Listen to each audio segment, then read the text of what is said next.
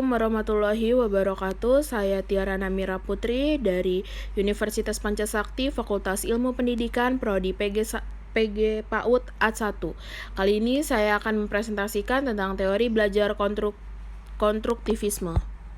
Pengertian konstruktivisme adalah sebuah teori yang memberikan kebebasan terhadap manusia yang ingin belajar atau mencari kebutuhannya dengan kemampuan untuk menemukan keinginan atau kebutuhannya tersebut dengan bantuan fasilitas orang lain.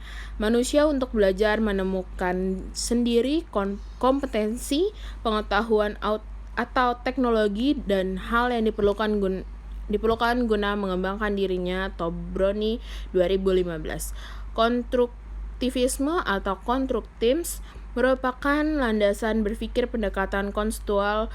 Pengetahuan dibangun sedikit demi sedikit, hasilnya diperluas melalui konteks dan yang terbatas atau sempit dan dengan tiba-tiba. Tujuan dilaksanakannya pengembangan konstruktivisme yaitu 1. Memberikan kesempatan kepada siswa untuk berinteraksi langsung kepada benda-benda konkret ataupun model artifisial.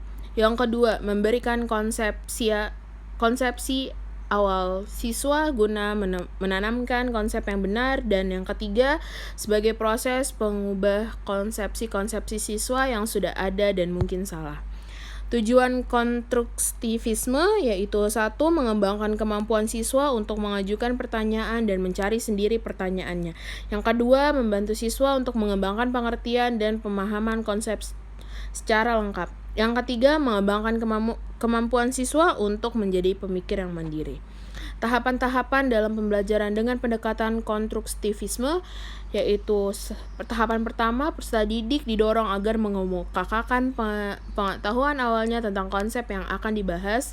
Tahap kedua, peserta didik diberi kesempatan untuk menyelidiki dan menemukan konsep melalui pengumpulan, perorganisasian, dan penginterpretasian data dalam suatu kegiatan yang telah dirancang oleh guru. Tahap ketiga, peserta didik melakukan penjelasan dan solusi yang didasarkan pada hasil observasi peserta didik ditambah dengan penguatan guru. Yang keempat, guru berusaha menciptakan iklim pembelajaran yang memungkinkan peserta didik dapat mengaplikasikan pemahaman konseptualnya baik melalui kegiatan maupun muncul masalah-masalah yang berkaitan dengan isu-isu dalam lingkungan peserta didik tersebut.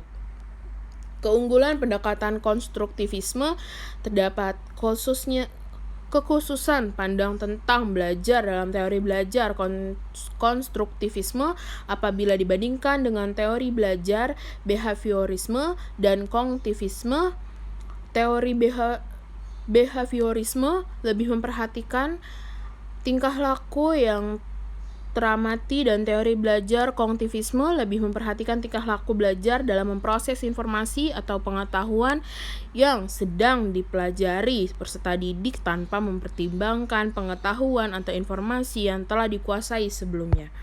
Penerapan konstruktivisme di kelas. Pembelajaran ini berlandaskan teori belajar sosial, kognitif, dan konstruktif atau memperoleh hasil belajar berupa keterampilan akademik, inquiry, dan sosial. Jadi, ciri model ini adalah kerja kelompok yang didasarkan pada penyelidikan dan penemuan melalui struktur tugas, ada ganjaran kelompok, dan penilaian yang otentik secara fleksibel, demonstrasi, dan berpusat pada siswa.